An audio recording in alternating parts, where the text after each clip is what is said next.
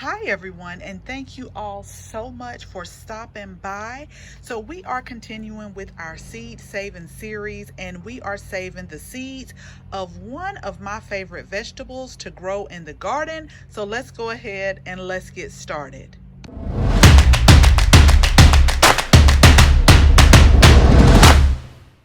So before we get started, I am going to put the link in the description box. Go ahead and make sure you download our free ebook for 5 tips to a flourishing garden. I know for a fact that once you go over these tips, you will definitely see a difference in your garden. Another tip I have, and then we're going to talk about saving seeds, is when you are gardening, always grow something that you and your family loves. There's no need to grow something unless someone has specifically asked you to grow it.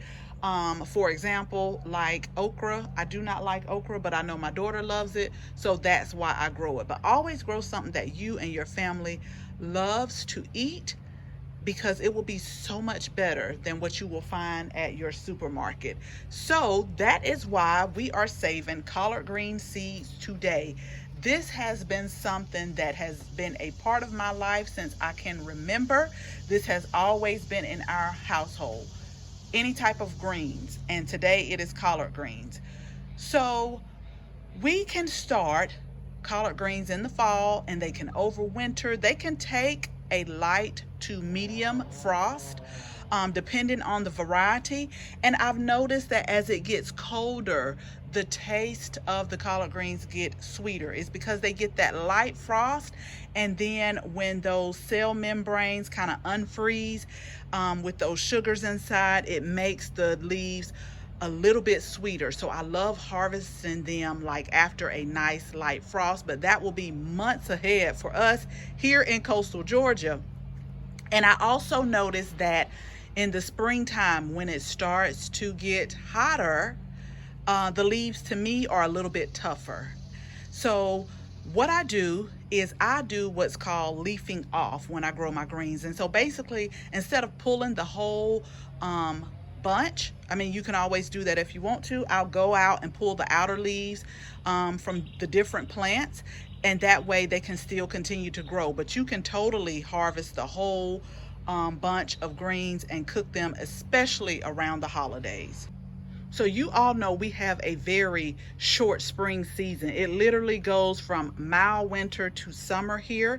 And so once it starts to heat up here, the collard greens begin to go to seed. And I love looking at those beautiful yellow flowers because it starts to bring in so many beneficial pollinators. Bees, butterflies, everything was around them.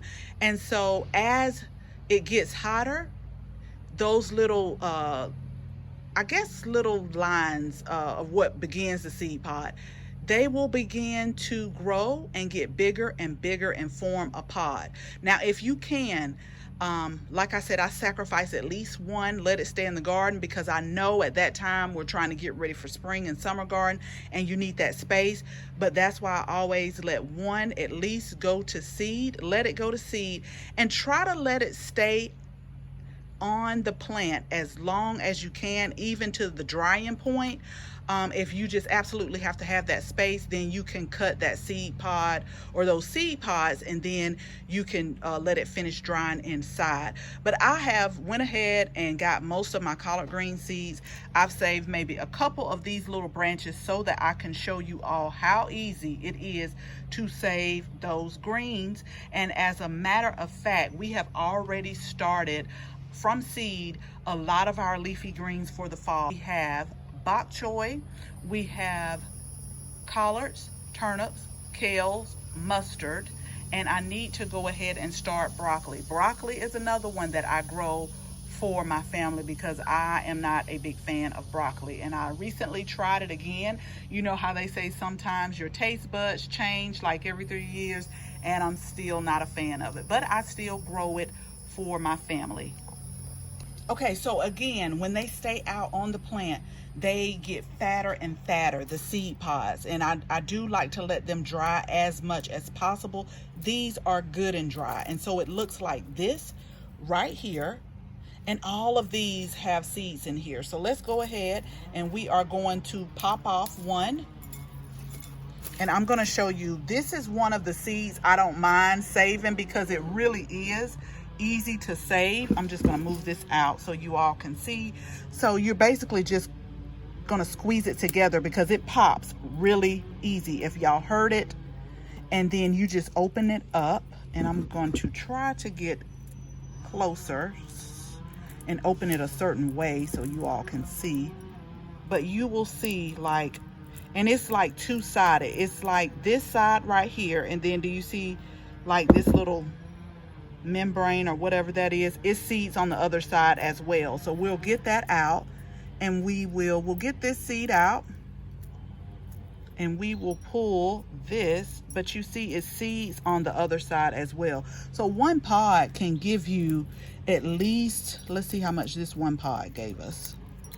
If I don't pop them out all right here, I can show you all how much it gave us in just one pod. 8, 10, 12, 13 seeds, one pod.